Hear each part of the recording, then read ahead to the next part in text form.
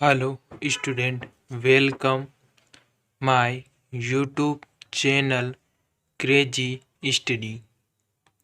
आज हम देखने वाले हैं नवीनीकरणीय संसाधन, अनवीनीकरणीय संसाधन।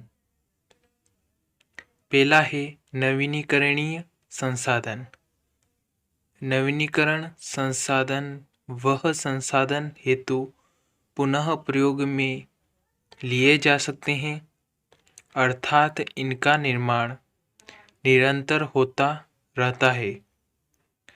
प्राकृतिक क्रियाओं के फलस्वरूप यह संसाधन बनते रहते हैं और इनका निरंतर उपयोग होता रहता है।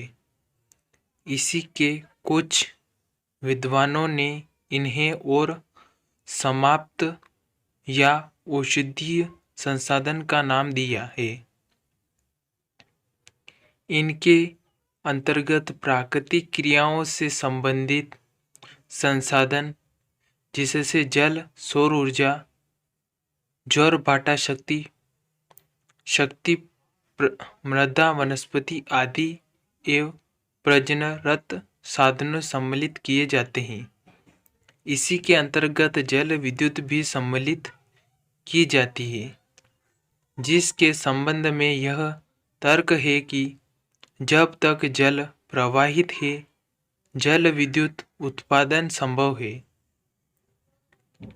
इन संसाधनों को प्रवाही संसाधन भी कहा जा सकता है।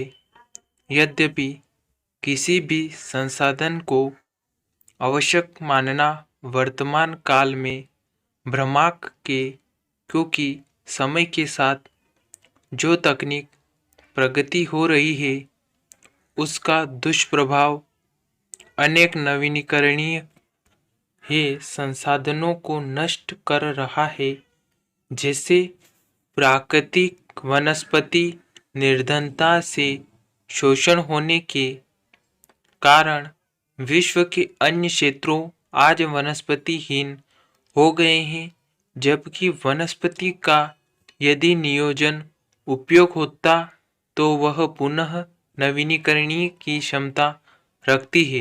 इस प्रकार अनेक वन्य जीवों की प्रजातियां लुप्त होती जा रही है।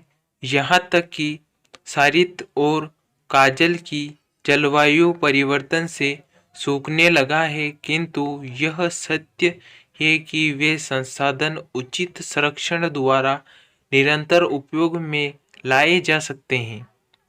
दूसरा है अनवीनीकरणीय संसाधन।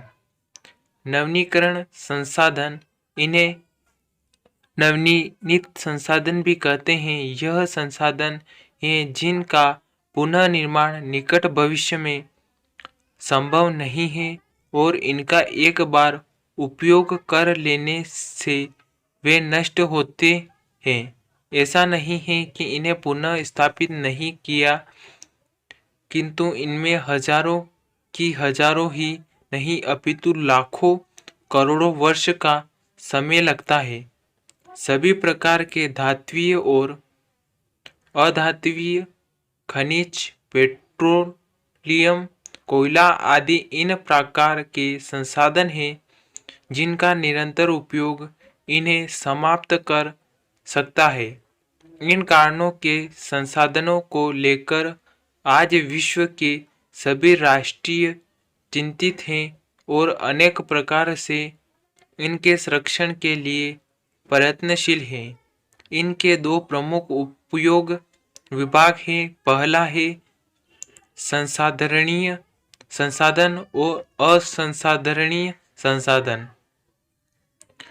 जनसाधारणीय संसाधन में एक वह जिन का उचित देखभाल, उपयोग एवं संरक्षण से पुनः स्थापित वह पुनः निर्मित हो सकता है, जिनका वन, जल, चढ़ाव, भूमि की उत्पादकता, यह उर्वरकता शक्ति, जंगली पशु आदि, जबकि इनके दूसरे संसाधनों में सभी प्रकार के खनिज, पेट्रोलियम, कोयला आदि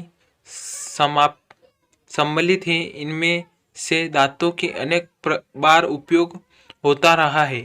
जैसे तांबा, सोना, हीरा, माणिक आदि, जबकि पेट्रोलियम, गैस, कोयला, नमक आदि खनिज एक प्रकार उपयोग के पश्चात नष्ट हो जाते हैं।